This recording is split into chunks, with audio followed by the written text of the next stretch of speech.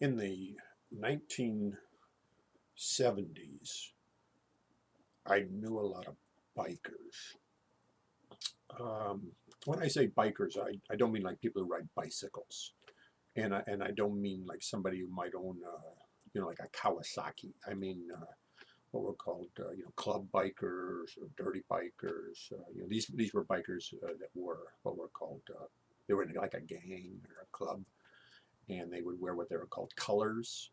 Colors are like denim jackets with the sleeves cut off, and they have all these little patches and things on them. And the bikers I knew, they all had weird nicknames, kind of obnoxious nicknames. I really can't tell this story without using some vulgar language. If you don't like vulgar language, you should now listen to this. But like, I knew a guy named Turd. Turd. Everybody called him Turd. Um, I don't really know why he was called that. I know a guy named Shitlicker. Now, I do know why Shitlicker was called Shitlicker. When he was being, they go through a long period of initiation when they start, when they join the clubs or try to join the clubs, and they're called prospects. And when he was a prospect, one of the things that somebody made him do, they lowered him by his legs into a outhouse, and he had to fill up like a cup with, shit. So I don't know if he actually had to lick the shit, but anyway, that's what they called him, shit licker. Apparently, it all had to do with that initiation.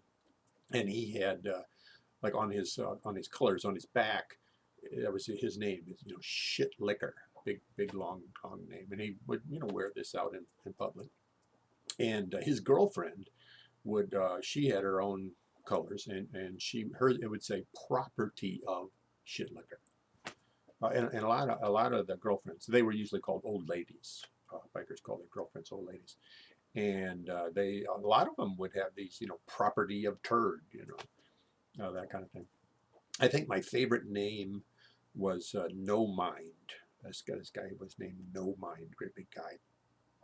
Um, a lot of things that people say about bikers, that they're racist and that they're sexist. I found that to be true. That was certainly true.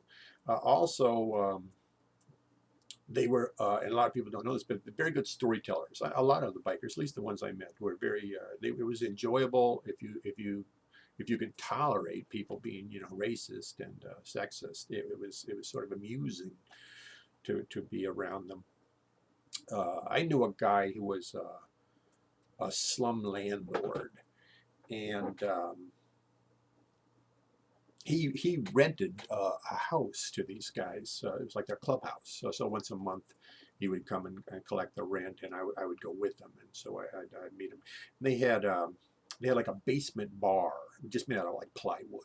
And I always felt like I was in the old west or something. You would drink standing up at their bar, and they would just tell all these crazy stories. I remember the bartender down there. He was a prospect, and he had a whole scrapbook, and everything in the scrapbook was newspaper stories about various bikers, arrest stories. All of these were arrest stories. They had been arrested for this or that or the other thing, and sometimes there would be pictures of them in the newspaper.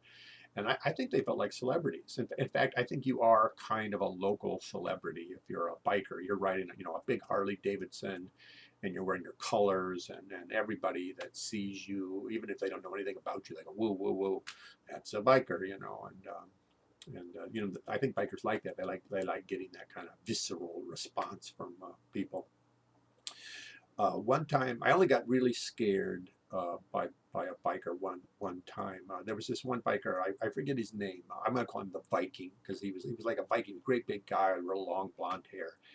And I was down there, down there in the basement bar, and I had to pee.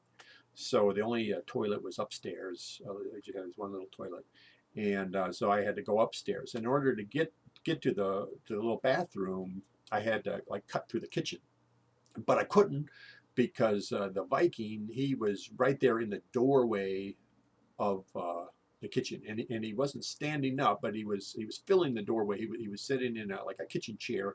The chair was like leaned back, and he had his leg up, his knee up, and he was completely blocking uh, the route to the bathroom. and I needed to pee, and he was totally ignoring me. It was like I did not even exist. He was not even, and I was pretty sure he was talking to a girl. It sounded like the kind of things he was trying to, you know, talk this girl into maybe coming over, having sex or something. And so finally, you know, I had to pee. So finally, what I did was I'm kind of long legs, and I just stepped over him, and I went around. And I was kind of scared when I did this, but he didn't, you know, turn a hair. And I went in there, I peed, and I came out. He's still right there in the doorway, blocking the doorway, and still talking on the phone. And so I just rapidly, I just right up to him and stepped over him and on my way. And you know, I was scared of him. I mean, this guy, stories about him made you think this is a guy you need to be careful around. And then I went back downstairs, and I'm listening to all these funny stories these guys are telling. And down comes the Viking, and the Viking, he needs some attention, I guess. He jumps up on the bar. He doesn't sit on the bar. He like reclines on the bar, and you have to pay for your drinks there, and he doesn't have any money. So all of a sudden he turns to the prospect, the bartender, and he says, "Give me the gun."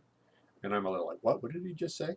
And the prospect, boy, prospects have to do anything that the older bikers, the people who really are in the club, if they're told to do something by one of those guys, they have to do it. The prospect has to do it. So all of a sudden he's got like a pistol, and he hands it to the Viking, and the Viking takes it and he checks it to see if it's loaded, and then he points it directly at me, and he tells me to buy him a bottle of wine. And the thing is, at the time, I am a penniless person. I usually have no money. My friend, the slumlord, he has plenty of money, but I don't have any money. So I say that, you know, I'd be glad to buy you a bottle of wine. I just don't have any money. And he doesn't believe me. So he's aiming the gun at me and telling me to buy him a bottle of wine, and a fucking bottle of wine he wants. And my friend tries to help me out, and he laughs and he says, you know, it's true. This is a broke dick. He has no money. But I got some money. My friend offers to buy him a bottle of wine, and he keeps the gun right on me, and he says, you know, he's gonna buy me a bottle of wine, and I don't know what to do. You know, I'm not. It doesn't do. It's sort of like dealing with wild animals. You don't want to show fear. At least this is what I'm thinking in my mind. And but I was helped out. I think it was No Mind. The guy named No Mind actually said, "See, this is what you always do. We're trying to earn money. You know, we try to get people over here to spend money. Like that guy just last week was here, and he spent $50, and we need the money to pay the rent. And what did you do? You scared the shit out of him, and he's never been back. And now here you are doing this again." And I think No Mind, one thing No Mind and I had kind of bonded, because at one time I hung sheetrock, and he had done that also at one point, and so we, you know, was like two sheetrock guys, and this is a guy who hangs sheetrock. You don't want to kill him, you know. So he didn't kill me, and you know, we got out of there. We, you know, my friend, the landlord, you know, let's go. And I'm going, yeah, that's a good idea. Let's go. The biker that maybe I knew the best was named Dirty Bob, and he was a huge guy.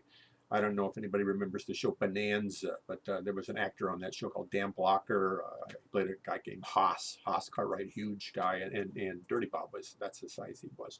In fact, he was so big. I remember one time we stopped at McDonald's, and we were all going to go in and eat inside McDonald's, and he got kind of freaky. I knew he was hungry, but he didn't want to go in there.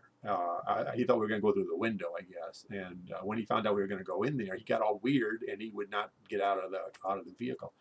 And I finally found out that the reason that he would not do that, he was embarrassed because he was so damn big that he could not actually fit into like a McDonald's booth.